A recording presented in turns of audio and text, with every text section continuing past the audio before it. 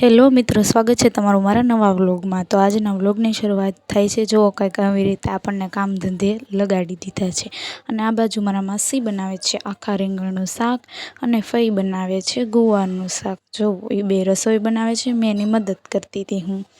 અને પછી આપણે આવી ગયા આપણા ઘરે। જો આ મારું દેશમાં મારું ઘર છે, કેવું છે કોમેન્ટ કરીને જરૂરથી જણાવજો। અને પછી આ બાજુ આવીને જોયું તો જો આ બધા તો ફોન જોવે છે, બધા ફોન જોવે છે। અને અમારા ફઈની છોકરી એ જો સંચો આવડતો નથી તોય સીવે છે।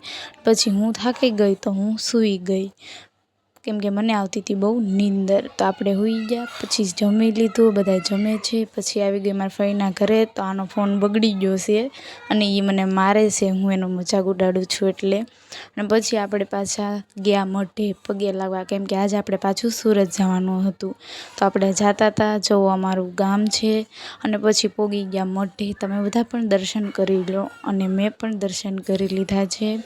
અને આ બાજુ જોવો અમારો મઠ કેવો છે। અને માસી તોડતા લીમડો તોડતા હતા એ તો જો આ એનો છોકરો છે। અને આ બાજુ મારા મમ્મી બેઠા છે।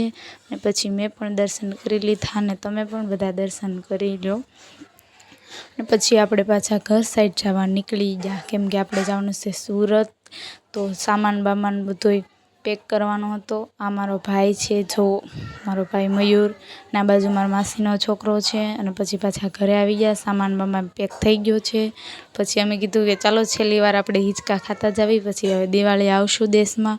તો જો અમે જ્યારે હિંચકા ખાતા હતા, બધો સામાન પડ્યો હતો। અને જો આ બધા અમે બધા જો એક સોફામાં કેટલા બધા। વિડીયો સારો લાગ્યો તો લાઈક, શેર અને સબસ્ક્રાઈબ।